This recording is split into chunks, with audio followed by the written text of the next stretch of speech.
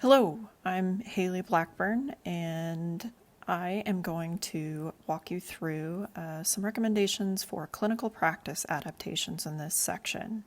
So we're going to kick it off with this introduction video. So the learning objectives for the upcoming videos are going to be to, first of all, identify actions that you can take as a health professional to mitigate climate-related harms for your patients, and to really walk through some resources for patient education, toolkits for health professionals that are going to help you take these steps. And this is going to focus mainly on air quality and wildfire smoke, heat-related illness, natural disasters, and infectious disease.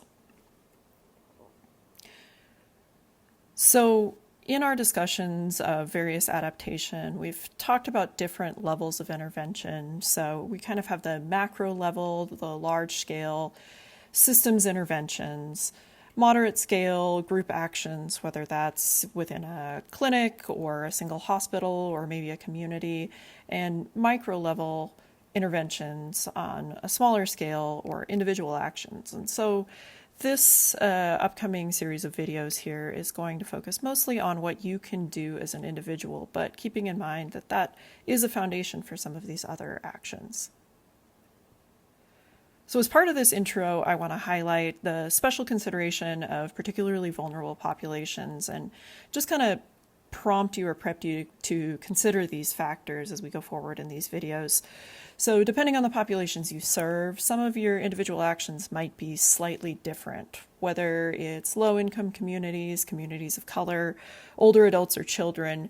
You should take special consideration of these patients in your clinical practice and any adaptations you might make.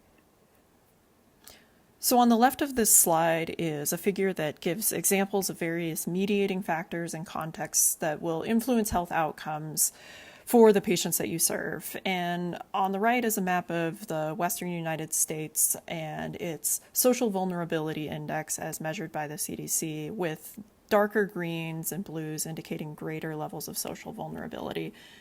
And this index is comprised of 15 different indicators across 4 broad themes, including socioeconomic status, household composition, race, ethnicity, language, and housing and transportation. Not all of these factors are modifiable, but this can be useful to think about the areas that you're serving as they compare to other communities. And likely you're already aware, just in general, of these things on some level, but specific data might help put this into context.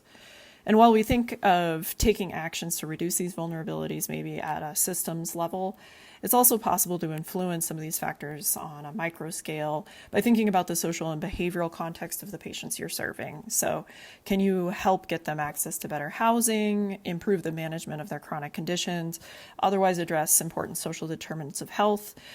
If so, these can be some of the most important steps you can take to reduce climate vulnerability for your patients.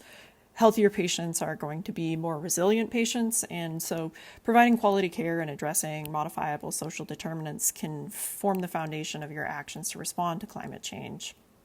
So this really isn't an adaptation per se, but something we're thinking about in the usual course of our jobs.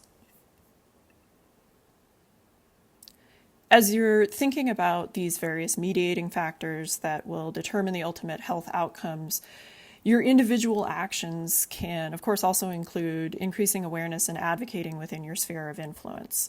These things are going to take teamwork and wider scale action, but it will also depend on individuals to drive those broader changes in clinical practice.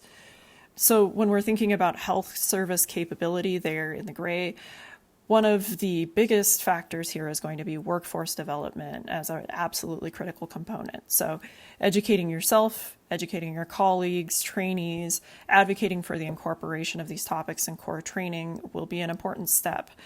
Climate change is going to be a dynamic challenge, and so we're going to be needing to be adaptive in our approach to both our own training and the education of future health professionals.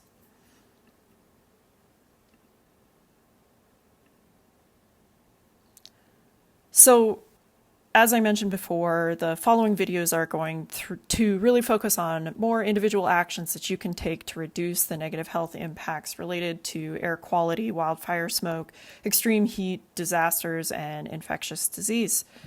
We'll see you in the next video.